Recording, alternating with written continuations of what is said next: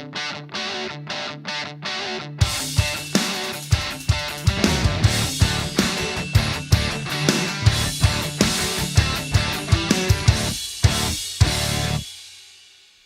guys, this is Robert Syvret of Syvret Music, and we are back for part 6 on the drum programming tutorial series.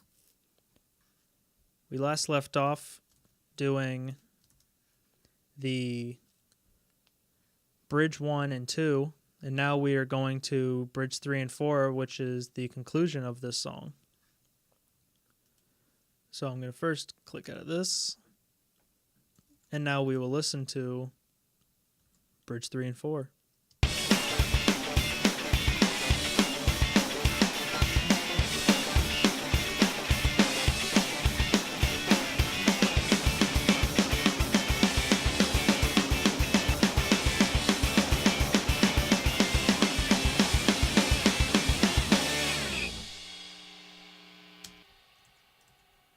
Yikes.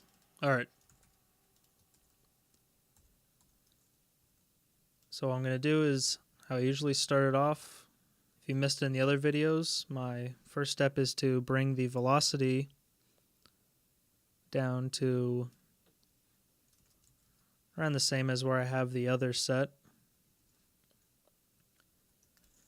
And then like what we did for the ride and the other hi-hat, for the other portions of the song, I'm going to select all of the hi-hat hits that will coincide with the snare hit at the same time and bring those down. This reason being that when you listen to a real drummer recording on an album, you will hear that the hi-hat hit isn't as noticeable as the snare hit, and so I try to recreate that through artificial means, such as drum editing with velocity. Now, one thing you got to be careful with, I've noticed with this program, is that the samples for the open hi-hat aren't, I guess I would say, the best, but there's not too much depth to them. So when I bring these down to a drastic level, you'll notice that there is a pumping. Or in this instance, you just don't hear that hi-hat sample as you would with the closed hi-hat. Why is this like this? I have no idea. Still not there yet.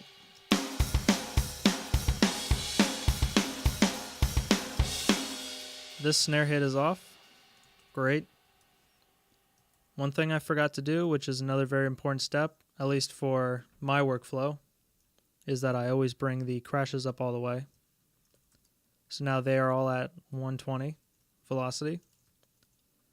And now what I'll do is I'll go through and I will just randomize these velocities for the open hi-hat sample.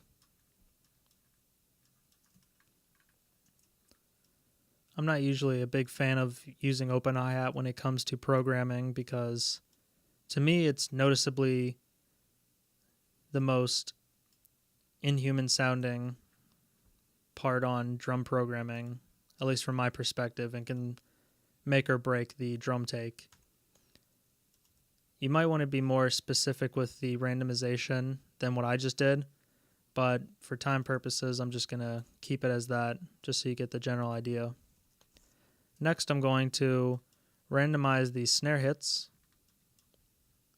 This part's a little hectic, so I'll just keep it minimal, just to keep that power there. You'll notice right here I have just a little fill, just another double snare hit that comes in.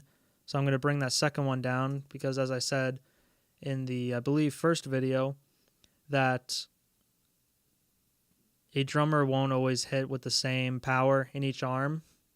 I mean, some probably can, but in this instance with this fast part, it's probably done with the same hand.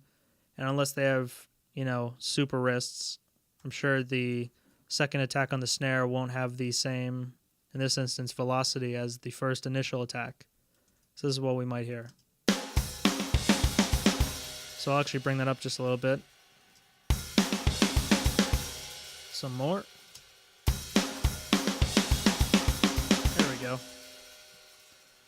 Now, got the snare all figured out. Another thing that I mentioned in the other video is making sure that the velocity for the, whether it is hi-hat, tom, or a ride that comes after a crash hit, to bring that down a little bit, just for the realism of the fact that a drummer most likely can't travel that fast and get that high of power onto the next hit that proceeds after the crash cymbal hit.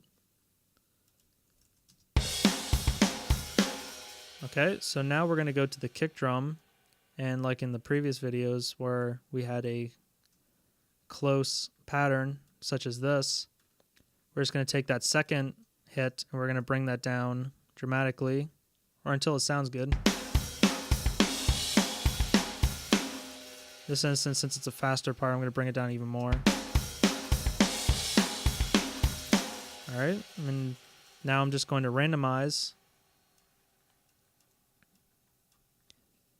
some of these. Always be careful of these little double hits. I'm going to take that one out. And now this is what we got.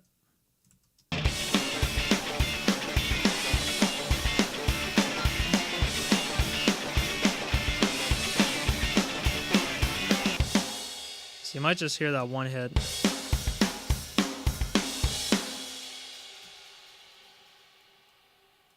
And the reason why I'm referencing it with the track is not just for your sake to hear what I did, but also because it's good to hear what it's going to sound like with everything else. So I'm actually going to bring up this other hi-hat. This one's not that easily heard.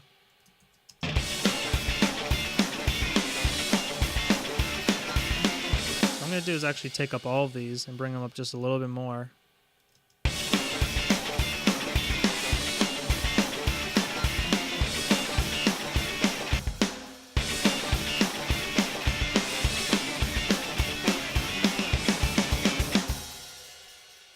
Alright, we got that part down.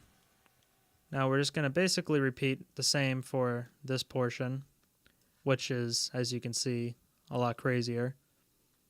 So in this case, I'm going to zoom out just a little bit, bring that down, take the crash cymbals, I'm going to move them up to 120. These hi-hats definitely don't need to be this loud. As you can see, I programmed these by hand, and you can tell because they're almost all exactly the same velocity, or else I played it as hard as I could on the keyboard. I'm going to bring these down just a little bit more just to match where I had them on the previous. And I'm going to go through and I'm going to randomize them. Not too noticeably though, because especially with this sample in this drum sample plugin, there are noticeable differences with this open hi-hat. So I have to be careful with not getting too gung-ho on the velocity editing. In this instance, there's a crash cymbal hit right after this hi-hat, so I'm going to bring that down even more. And this one coming after, this one coming before. And before I even listen to that, these snare drums are just crazy. There's a lot going on, so these are going to be really randomized. First with velocity. Make sure nothing like really pops.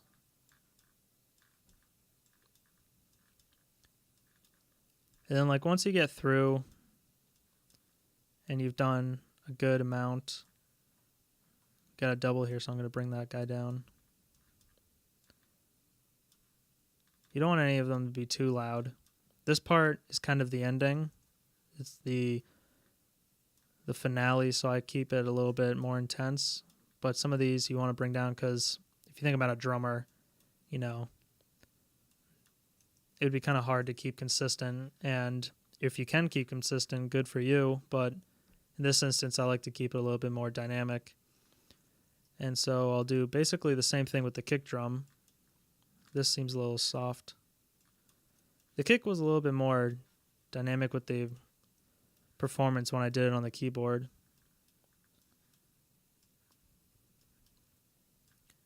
For those of you who might have missed out on it, I start my drum programming by performing it on the keyboard. First with kick and snare, then with maybe hi-hat or toms, and then I'll punch in with some overheads, crashes, and anything else. So we got this down. Now we have...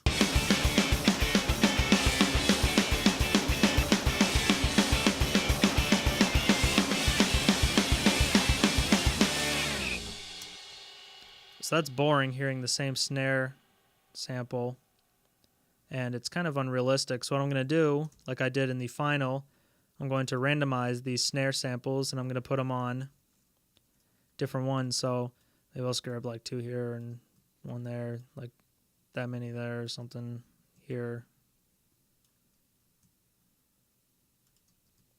I'll bring them down here. Maybe like some of these I'll bring up to here, 1 here.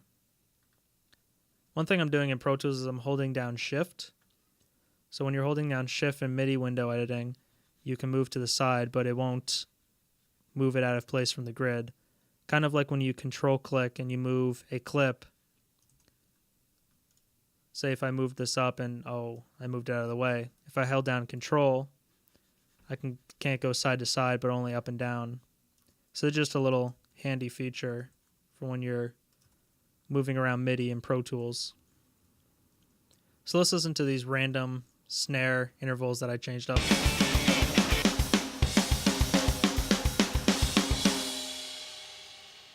So I'll add one there. I'll bring that down even more. Maybe I'll bring this guy back up.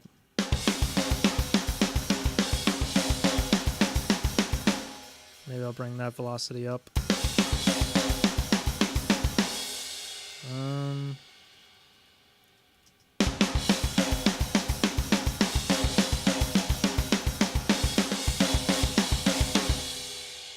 So right about now it just sounds like a jumbled mess, which is good because it'll make it less noticeable.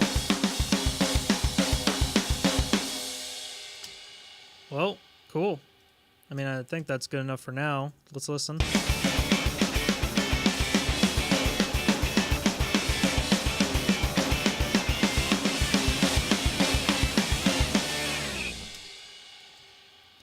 Yeah, so look at that. We got the whole song edited. Like I said in the first video, I didn't really use this fill in the beginning, because when you hear how the guitar's in there, you can't really hear that first hi-hat 30-second note run that you're doing. But then when you solo it out, you can hear it. So instead of making it sound crappy, I just kind of muted it for the final print down. For those of you who might have missed it, this is what the drums sound like when I mixed them. So just completely crushed. And in the mix they sound cool. Just adds like some raw energy.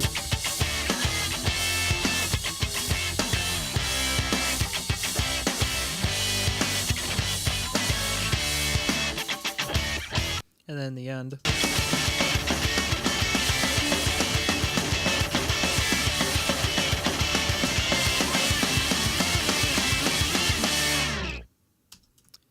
And look at that. I forgot one thing. Don't turn that dial because we got something important to put. I have a cymbal choke, which in this program it's located. This is my, on the recording that you heard, this was my edited track for MIDI.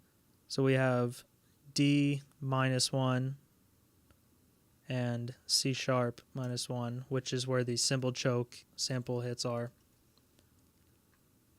So what I'm going to do is I'm going to put the first one, solo this track, put the first one here. Put the next one here. The reason why I have 2 of them is because one chokes one cymbal sample and the other chokes the other. And the reason why I did this is if I take out one of these, one of them is choked with the other rings. And that sounds pretty bad. So I have both of them choking. So I don't really like how that's stopping right there. The other reason why I'm not putting them right under each other is that both of your arms might not reach, if you were a drummer, the cymbals at the same time. Let's just hear how that sounds. So let's try and match that up with how the guitars are going out. Yeah.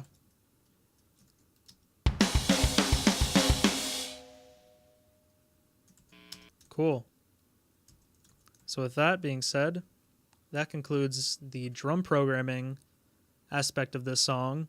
And in the future videos, which you should be on the lookout for, is going to include how I approach the print down, and it also includes the beat detective, which I explained in one of the earlier videos, and a little bit of what I do to like tweak the tone of these and what I do within the plugin to get a more realistic tone. So stay tuned and be on the lookout for the next video. Thanks for watching.